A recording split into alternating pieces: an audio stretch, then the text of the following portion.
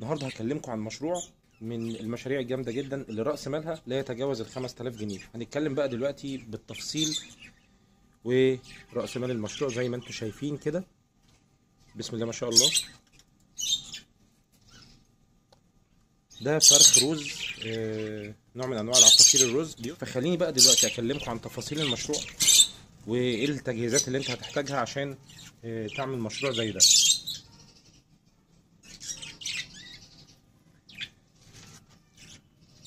اول حاجه طبعا لازم لما هتيجي تشتري العصافير دي عصافير استرالي.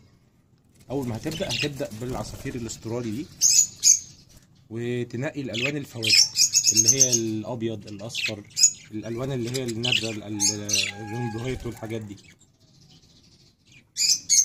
هتجيب سلاكه. طبعا انا في تجربتي للتربيه الجماعيه الموضوع ما كانش نافع في التربيه الجماعيه خالص،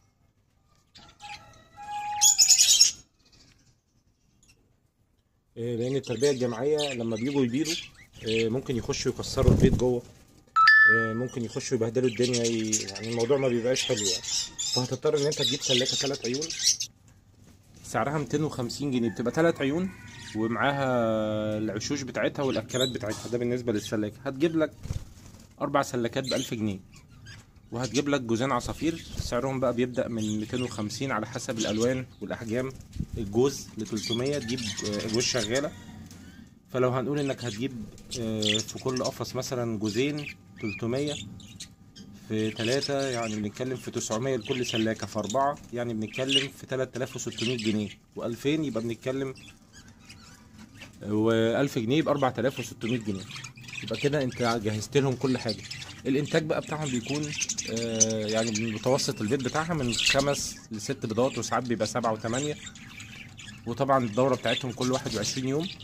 اهم حاجه ان انت تحط لهم في الاول الكالسيوم المظبوط، تحط لهم يعني تشوف اللي بيحتاجوه بقى من اكل، الدنيبه، البلكم، تنوع لهم في الغذاء. وهسيب لكم رابط الفيديو فيه الاسعار بتاعه الاكل بارخص اسعار.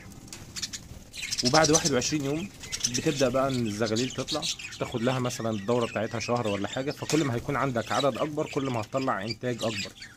بعد ما بتخلص وخلاص تتعلم في الاسترالي وعرفت ازاي تراعيهم، عرفت العلاجات المظبوط، عرفت الحاجات دي، تبدأ بقى بعد كده تخش في النوع الاسهل شوية اللي هو الروز.